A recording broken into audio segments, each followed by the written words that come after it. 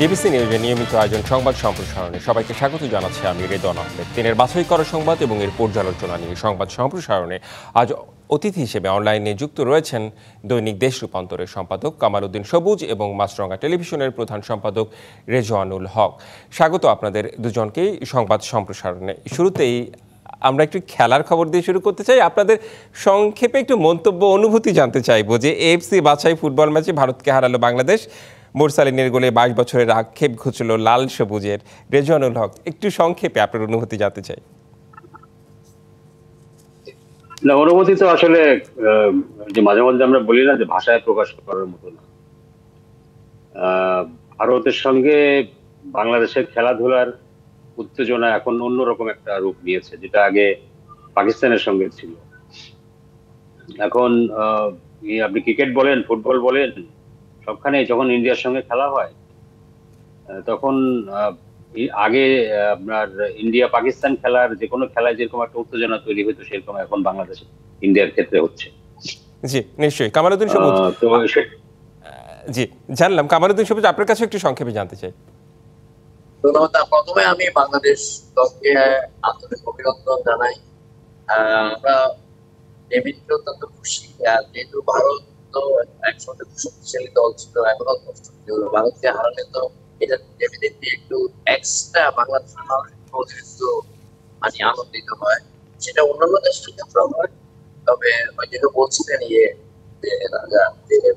ভারতের সঙ্গে আসলে আমাদের তো ওই ওই পাকিস্তান ইন্ডিয়ার ম্যাচটা অনেকটা ওই যে মানে সবসময় উত্তেজনা ও আমরা ছোটখান থেকে দেখে আসছি। এখন বাংলাদেশ যে যখন ক্রিকেটে অনেক ভালো করছে, বাংলাদেশ তো এখন ক্রিকেটে বাংলাদেশের অবস্থান অনেক ভালো, পৃথিবীর একসময় তো বাংলাদেশের ক্রিকেট খুবই দুর্বল ছিল। ফুটবলও যখনই বাংলাদেশ জিতে, বিশেষ করে সেটা যদি ভারত হয় বা পাকিস্তানও হয়, বাংলাদেশের মানুষ অনেক বেশি উৎফুল্ল হয়। জি ধন্যবাদ আপনাদের দুজনকে। আসলে খেলার খবর ভালো লাগে, এটা ভালো লাগা দিয়ে আসলে শুরু করলাম। বাংলাদেশ জিতেছে, এটা আরও ভালো খবর। আমি একটু আমাদের এই সম্প্রসারণে যেটি হয় সেটি রাজনৈতিক কথাবার্তা সবচেয়ে বেশি হয়। নির্বাচন ঘিরে আজকে কাল থেকে প্রবাসী ভোটার নিবন্ধন শুরু। পোস্টাল ভোট বিডি অ্যাপ উদ্বোধন করলেন সিইসি। বর্তমানে দেশে ভোটার 13.25 কোটি। আমি একটু রেজওয়ানুল হক আপনাকে দিয়ে শুরু করতে চাই। এই যে প্রবাসী ভোটার নিবন্ধন শুরু প্রথমবারের মতো এবং একটা অ্যাপও উদ্বোধন করা হয়েছে, আপনার কাছে আসলে পুরো বিষয়টি কেমন মনে হচ্ছে? যে এটা আসলে কতটা ফলপ্রসূ হবে এবং প্রবাসীরা কি সঠিক সময়ে ভালোভাবে ভোট দিতে পারবে কিনা? দেখুন, একটা অ্যাপ উদ্বোধন করা হয়েছে আজ। এটা রেজিস্ট্রেশন শুরু হবে কি বলে শিগগিরই 19 তারিখ থেকে। ভালো হবে কি সবাই প্রবাসীরা এখানে রেজিস্ট্রেশন করে ভোট দিতে পারবেন কি পারবেন না, এটা আসলে আরো পরে বলা যাবে, কারণ এটা পুরোটাই একটা টেকনিক্যাল বিষয়।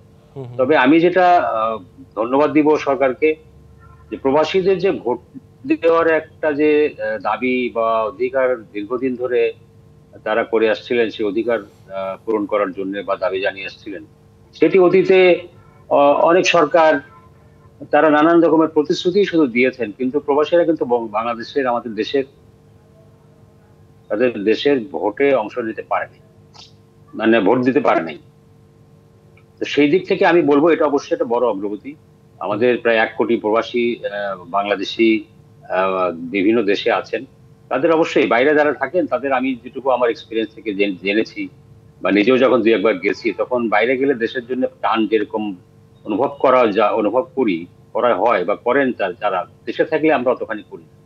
তো সেই তাদের জন্য একটা ধরেন রেগুলার টাইম যদি আমি ধরি, প্রতি 5 বছর পর পর ভোট হয়, সেখানে তারা যদি অংশ নিতে না পারেন, এটা অনেক বড় একটা মনোবেদনার কারণ। তো সেই উদ্যোগটা, তাদের সেই দাবিটাকে সম্মান জানিয়ে দাবি পূরণের জন্য সরকার যে উদ্যোগটা নিয়েছেন, ইলেকশন কমিশন যেটা উদ্যোগটা নিয়েছে, আমি অবশ্যই তাদেরকে অভিনন্দন জানাই। এটা খুবই ভালো একটা কাজ এবং আশা করব যে সরকার অনেক চিন্তা ভাবনা, ইলেকশন কমিশন অনেক চিন্তা ভাবনা করে, অনেক পরীক্ষা নিরীক্ষা করে এই যে আপনার পোস্টাল ব্যালটের মাধ্যমে ভোট নেওয়ার একটা ব্যবস্থা করেছেন। তো আমি প্রথমত এই জন্য তাদের ধন্যবাদ জানাই উদ্যোগটা নেওয়ার জন্য, এবং আমি আশা করি যে যতই দিন যাবে রেজিস্ট্রেশনের পর্ব শুরু হবে, রেজিস্ট্রেশনের সময় কি সুবিধা অসুবিধা আছে না আছে দেখে এটা কারেকশন করা হবে, কারেকশন যদি দরকার হয় করবেন। সেটি আমি আশা করি। সব মিলিয়ে মনে হচ্ছে যে সব মিলিয়ে আমি অবশ্যই আবারও বলবো, সরকারকে ধন্যবাদ জানাই যে জি এরকম একটা ব্যবস্থা নেওয়ার জন্য। জি, আপনি আশাবাদ ব্যক্ত করছেন ভালো কিছুই হবে, প্রবাসীরা নিশ্চয়ই ভোট দিতে পারবেন। আমি চলে আসতে চাই কামালউদ্দিন সবুজ আপনার কাছে একটু আমি জানতে চাই যে আমি যদি বলি প্রবাসীদের কথা, প্রবাসীরা কিন্তু অনেকেই আসলে কিভাবে ভোট দিবে, কি রকম কি হবে কিচ্ছু জানে না এখন পর্যন্ত। আমি যদি সৌদি আরবের কথাই বলি, অ্যাম্বাসির সঙ্গে যে সম্পর্ক থাকা উচিত সেটাও আসলে প্রবাসীদের আসলে অ্যাম্বাসির সাথে সম্পর্ক খুব ভালো সেটা আসলে বলা কখনোই যাবে না, মানে এখন পর্যন্ত আমার অভিজ্ঞতা বলে কিংবা প্রবাসীদের কথা শুনে বোঝা যায়। তাহলে এই যে অ্যাপের মাধ্যমে প্রবাসীদের সচেতন না করলে, প্রবাসীদের না বললে তারা আসলে কিভাবে বুঝবে বিষয়টি? ধন্যবাদ। প্রথম কথা হচ্ছে যে প্রবাসীদেরকে যে বাংলাদেশের নির্বাচনী ব্যবস্থা বা ভোটে নির্বাচনে ভোট দেওয়ার প্রক্রিয়া যে যুক্ত করার যে উদ্যোগটা নেওয়া হয়েছে, এটা একটা বাংলাদেশের নির্বাচনী ব্যবস্থা এবং গণতন্ত্রের মানে ক্ষেত্রে আমি একটা মাইলফলক মনে করি। এই কারণে কারণ আমরা জানি যে 1 কোটিরও বেশি প্রবাসী অবস্থান বা বাইরে দেশের বাইরে থাকে এবং তারা বাংলাদেশের অর্থনীতিতে একটু বড় ধরনের অবদান রাখে। আপনি জানেন যে আমাদের দুইটা বড় ইয়ে হচ্ছে, একটা হলো রেমিটেন্স আর একটা হচ্ছে মানে মানে গার্মেন্টস, আপনার পোশাক শিল্পের। তো কাজেই এবং অর্থনীতির দুইটা বড় স্তম্ভ এবং একটা, তো কাজেই প্রবাসীরা ভোট দিতে পারুক এবং অতীতে এটা হয়নি কিন্তু এবার হয়েছে, এটা খুবই গুরুত্বপূর্ণ। তবে একটা জিনিস সেটা যেটা আমাদের যেটা মানে একটু মানে এখনো বিষয়টা মানে আমি জানি না ঠিক এখনো কিভাবে, কারণ সময় তো অনেক নাই এখন এত প্রবাসীকে মনে করেন অ্যাপস এর মাধ্যমে ইয়ে করা, এবং সেগুলো অনেক প্রবাসী আছে আমরা জানি যারা খুবই সর্বশিক্ষিত এবং আপনার অনেক সময় তো যদিও এখন সবাই কম বেশি ডিজিটাল ইয়ের সাথে আপনার পরিচিত হয়ে গেছে, তারপরেও এটা তো ভোটের ব্যাপার। বাংলাদেশের নির্বাচন কমিশন যে যারা আছেন তারা দক্ষতার সঙ্গে এবং অত্যন্ত দ্রুত এই কাজটা যদি করতে পারে তাহলে প্রবাসীদের অনেকেই এই ভোটের ইয়াতে মানে এই নির্বাচনে আনতে পারবে বলে আমার মনে হয়। কিন্তু তবে কিছু কিছু অসুবিধা থাকবে বলেও মনে হচ্ছে। আমার মনে হয় না যে এটা তো এইভাবে বলা যাবে না যে এটা 100% সফল হয়ে যাবে। আমার কাছে মনে হয় না 100% সফল হবে, তবে এটা হওয়ার কথাও না, কারণ এটা তো নতুন উদ্যোগ। দ্বিতীয় কথা হচ্ছে যে অনেকে ঠিক মতে ক্যাম্পেইন করার ব্যাপারও আছে। তারপরে সবাই ঠিক মতে ভোটের সময় যদি যেটা ফেব্রুয়ারিতে নির্বাচন হওয়ার কথা রয়েছে ঠিক মতে এসে সেভাবে মানে করতে পারবে কিনা, করবে কিনা সেগুলোর ব্যাপারও আছে। তাহলে তারা তো বিদেশে অবস্থান করছে, এর একটা আমার মনে হয় প্রচারণারও ব্যাপার আছে এবং কোন কোন জায়গায় সমস্যাগুলি হতে পারে সেই সমস্যাগুলি অ্যাড্রেস করার জন্য নির্বাচন কমিশনের ব্যবস্থা নেওয়া উচিত মনে করি। তাহলে জি প্রবাসীদেরকে যে নির্বাচনে আনার যে প্রচেষ্টা সেটা অনেকাংশে সফল হবে, 100% না হবে। জি, আপনারা দুজনেই বিষয়টিকে সাধুবাদ জানাচ্ছেন। রিজানুল হক, একটু সংক্ষেপে আপনার কাছে জানতে চাই যে প্রচারণা বা ক্যাম্পেইন এই বিষয়টা আপনার কাছে গুরুত্বপূর্ণ মনে হয় কিনা, কারণ প্রবাসীরা তো ওখানে কাজে কর্মে ব্যস্ত থাকে আসলে। নিশ্চয়ই এটা যদি ক্যাম্পেইন না করা হলে তো প্রবাসীরা জানতে পারবেন না।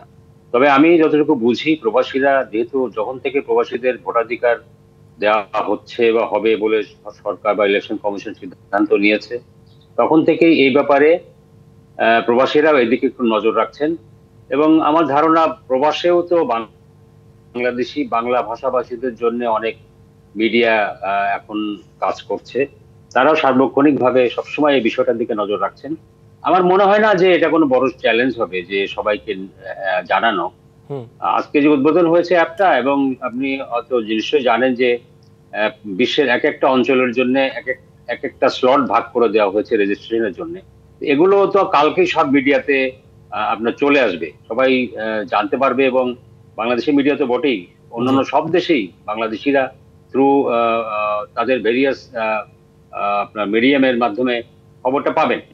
এবং জি পাওয়ার পরে আমার মনে হয় না জানতে কোনো সমস্যা হবে। সমস্যা হতে পারে টেকনিক্যাল, যেখানে রেজিস্ট্রেশন করতে পারাটা, যে নির্দিষ্ট সময়ের মধ্যে রেজিস্ট্রেশন করা, সেই রেজিস্ট্রেশনটা কমপ্লিট হওয়া, এই সমস্ত কিছু টেকনিক্যাল সমস্যা থাকতে পারে। তবে এই বিষয়গুলো আসলেই গুরুত্বপূর্ণ, যে রেজিস্ট্রেশন পদ্ধতি কিংবা ভোট দেওয়ার পদ্ধতি, এই বিষয়গুলো আসলে গুরুত্বপূর্ণ। এগুলো আসলে প্রচারণা কিংবা গভর্নমেন্ট আসলে কিভাবে পরিচালনা করবে সেটা আসলে সরকার পরবর্তীতে নিশ্চয়ই আরো পরিষ্কার করবে। আমাদের একটা বিরতিতে যেতে হবে, বিরতির পর ফিরে এসে আমরা আবারও আপনাদের কাছে কিছু ভিন্ন প্রসঙ্গ আছে সেসব নিয়ে আলোচনা করতে চাই। সংবাদ সম্প্রসারণে একটি বিরতি নিচ্ছি, ফিরছি একটু পরেই। আরেকবার স্বাগত জানাচ্ছি সংবাদ সম্প্রসারণে। আজ আমাদের সাথে অনলাইনে যুক্ত রয়েছেন দৈনিক দেশ রূপান্তরের সম্পাদক কামাল উদ্দিন সবুজ এবং মাছরাঙা টেলিভিশনের প্রধান সম্পাদক রেজওয়ানুল হক। বিরতির পর দুজনকে আবারও স্বাগত জানাচ্ছি আপনাদের।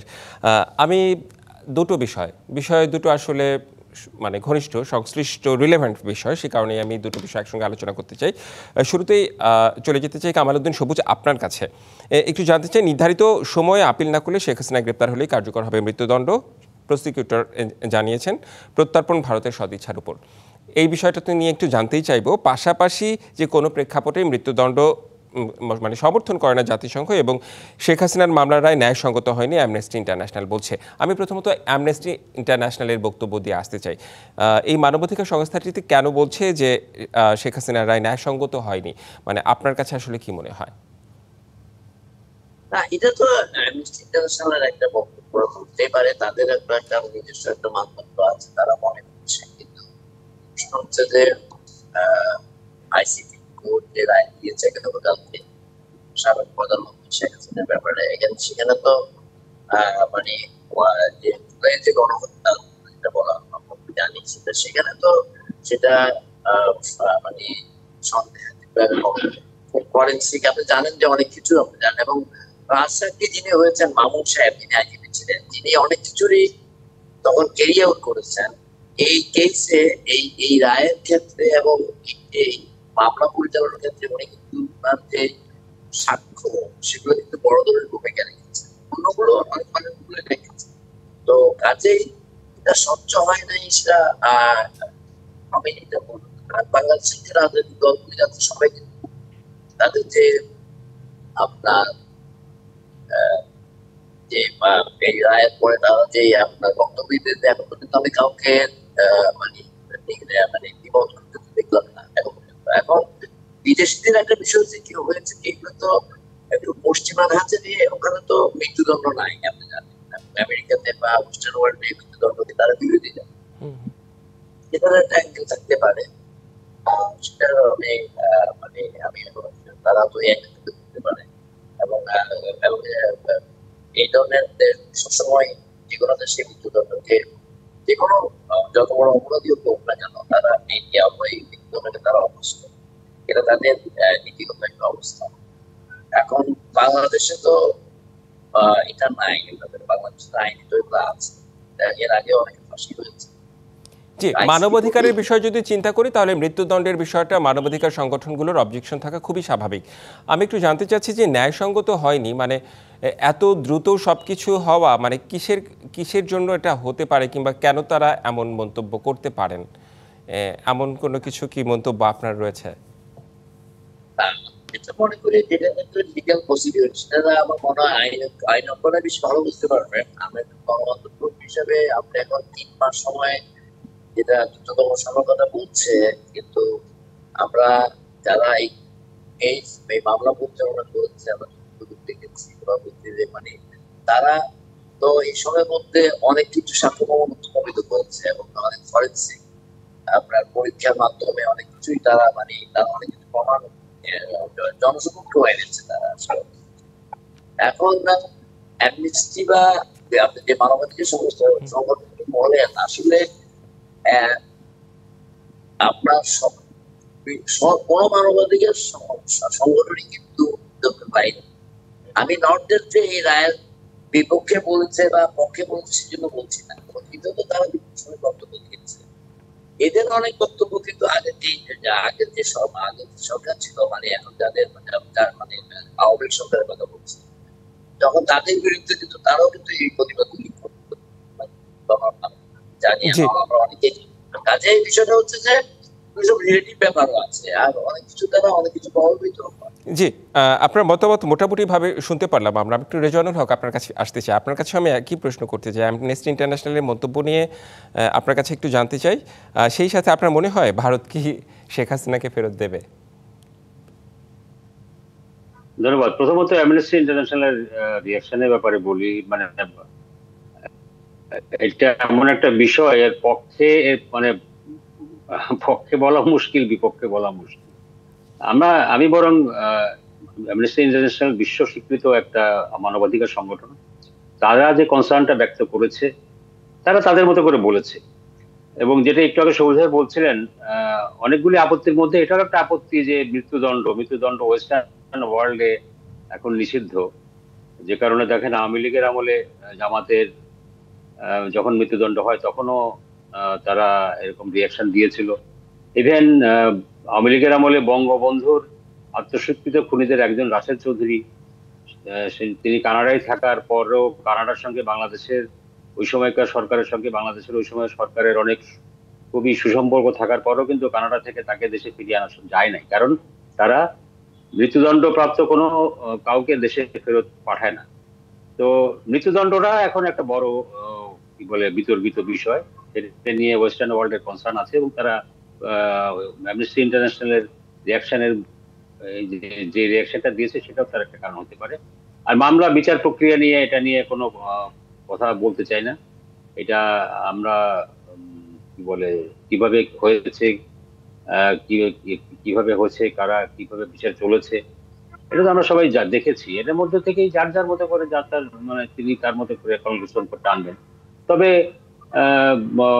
সাধারণত কি বলে ওয়েস্টার্ন ওয়ার্ল্ড দেখেন আগের আমলে আওয়ামী লীগের এগেনস্টেও এই সমস্ত সংগঠন, অ্যামনেস্টি ইন্টারন্যাশনাল বলেন, হিউম্যান রাইটস ওয়াচ বলেন, তারাও যেভাবে রিয়াকশন আগেও দিয়েছে এখনো দিচ্ছে। তো এটা সত্য মিথ্যা, পক্ষ বিপক্ষ ওই সমস্ত বিতর্কের মধ্যে আমরা না যাই। আর আপনি যেটা বলছেন যে ইন্ডিয়া শেখ হাসিনাকে ফেরত দিবে কিনা, হ্যাঁ, ভারত। এটা আমরা ভারত দিবে কিনা ফেরত, ভারত যখন শেখ হাসিনাকে আশ্রয় দিয়েছে, মানে এরকম এত মানে শেখ হাসিনার বিরুদ্ধে এত অভিযোগ থাকা, গণহত্যার অভিযোগ থাকা বা কি বলে গণ অভ্যুত্থানের মধ্য দিয়ে তার পতন ঘটা, তারপরও ভারত যখন তাকে আশ্রয় দিয়েছে তো সবকিছু জেনে বুঝেই তো দিয়েছে। এবং বাংলাদেশের সঙ্গে ভারতের সম্পর্ক আওয়ামী লীগের আমলে যে সম্পর্কটা একটা সুসম্পর্কই ছিল, ভারত এবং আওয়ামী লীগের মানে সুসম্পর্কর চাইতেও গভীর, শুধু না গভীরতম সম্পর্ক ছিল। তো সেই সম্পর্কের সূত্র ধরেই তো আমি শেখ হাসিনাকে ভারত আশ্রয় দিয়েছে। তো আমার কাছে মনে হয় না যে ইন্ডিয়া, আমি মানে নিজেদের মন্তব্য করতে চাই না, বাট আমি বিভিন্ন মিডিয়াতে সমীকরণ আসলে কি বলে সব মিলিয়ে যদি দেখে? সমীকরণ তো বলে যে ভারত পারতপক্ষে শেখ হাসিনাকে ফেরত দিতে চাইবে না। তারপরে যদি না মানে তারপর উপরে যদি কোনো রকমের জাতীয় বা আন্তর্জাতিক সেরকম কোনো চাপ তৈরি হয় সেটা অন্য কথা। বাট বাংলাদেশ ছাড়া কি অন্যান্য দেশের কোনো হেডেক, মাথা ব্যথা আছে মানে শেখ হাসিনাকে বাংলাদেশে ফেরত মানে আনার বিষয়ে? মনে হয় তো নেই। কি মনে, মানে আপনাদের কি মনে হয়, আপনার কি মনে হয়? না, আমরা অন্য কোনো দেশকে তো সেরকম বলতে এখন পর্যন্ত শুনি নাই। হ্যাঁ, তো আগের পরিস্থিতি একরকম না, ভার্ডিক্টের আগে একরকম পরিস্থিতি ছিল, এখন তো একটা রায় হয়েছে। এখন ওয়ার্ল্ড অন্য মানে ভারত ছাড়া অন্যান্য দেশ কিভাবে রিয়াক্ট করে, কি প্রতিক্রিয়া দেয় সেটা আমাদের দেখার বিষয় আছে। তবে ভারতের কথা যদি আপনি বলেন তাহলে স্বাভাবিক, মানে যদি কোনো প্রেসারে, খুব বেশি প্রেসারে ভারত না পড়ে তাহলে ফেরত পাঠানোর মানে কথা না। তাদের যে কথাবার্তা শুনি, তাদের মিডিয়া যা বলে, তাদের সরকারের যে স্টেটমেন্ট একটা দিয়েছে আমরা দেখেছি সবাই, রায়ের পরে একটা স্টেটমেন্ট ইন্ডিয়া দিয়েছে। তো সেই স্টেটমেন্ট পড়ে আসলে আমরা কিছু বুঝতে পারলাম না এটা কি ফেরত দিবে না দিবে না, এটা কোনো কিছু বোঝা যায় না। এটা সবাই আসলে বলে দিবে। পুরোটাই ডিপ্লোম্যাটিক ল্যাঙ্গুয়েজে একটা স্টেটমেন্ট দিয়েছে ইন্ডিয়া। জি, আপনাদের দুজনকে অনেক অনেক ধন্যবাদ আমাদের আজকের সম্প্রসারণে যুক্ত হবার জন্য এবং আপনাদের মন্তব্য জানানোর জন্য। এই ছিল সংবাদ সম্প্রসারণে। ডিবিসির সঙ্গেই থাকুন।